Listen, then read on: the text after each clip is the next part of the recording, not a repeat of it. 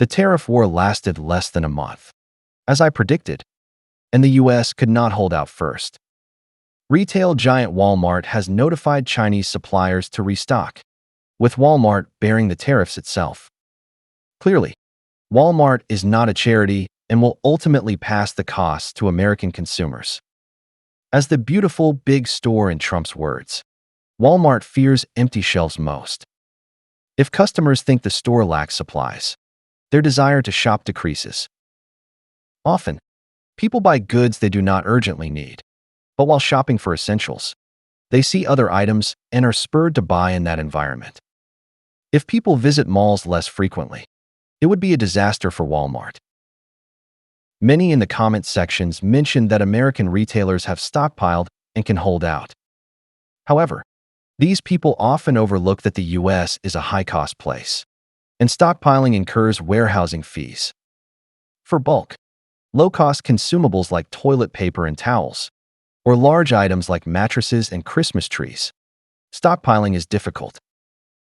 While clothing and shoes can be imported from Vietnam or Bangladesh to replace China, electronic products, including phones, PCs, tablets, monitors, TVs, air conditioners, refrigerators, and washing machines, are dominated by China's supply chain, and other countries' production capacity cannot replace it.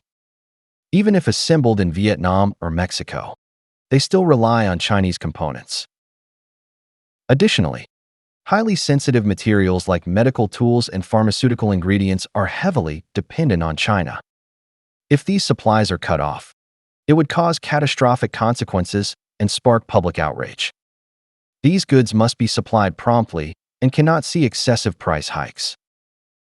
The U.S. healthcare system is abysmal, with the world's highest medical costs, and further price increases would make it unaffordable for Americans. Trump and his inept team generally lack economic knowledge. Trump's business career includes multiple bankruptcies, evading responsibility through legal loopholes. He is a typical opportunist, not a successful businessman. His business empire was built on fraud, and Buffett once publicly called Trump a failure, saying investing in him is worse than picking projects by throwing darts. Navarro, Lutnick, and others gained power by flattering Trump, lacking reasonable assessments of the trade war's consequences. They believe that by suppressing imports from China through tariffs, manufacturing will return to the U.S. However, they have not calculated the time needed for manufacturing to return or whether Americans can endure until the U.S. rebuilds its industry. Not to mention, with the U.S.'s current high prices and poor infrastructure, the possibility of restoring manufacturing is nearly zero. Take rare earths as an example.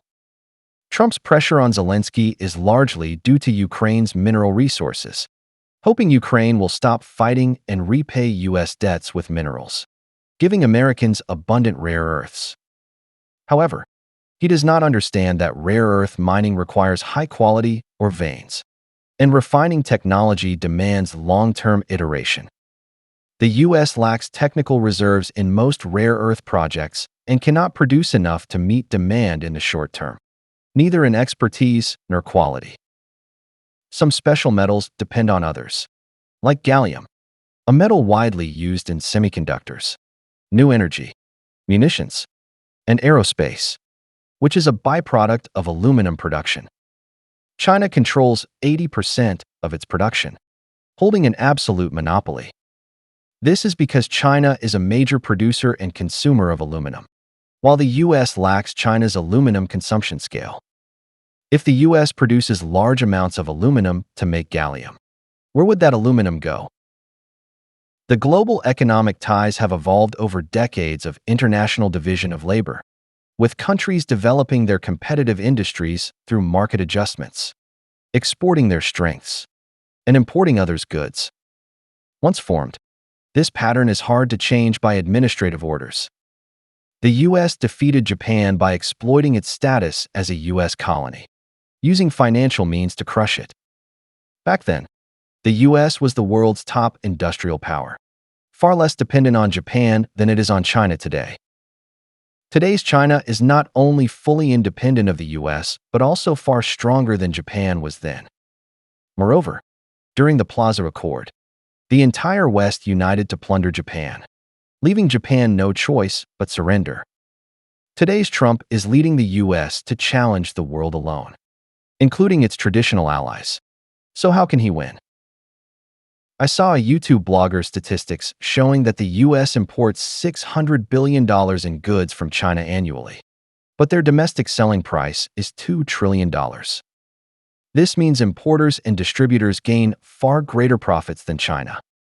If the US and China forcibly decouple, China could at most sell these $600 billion in goods at a discount to other markets, with losses far below $600 billion, while the US would face losses far exceeding China's.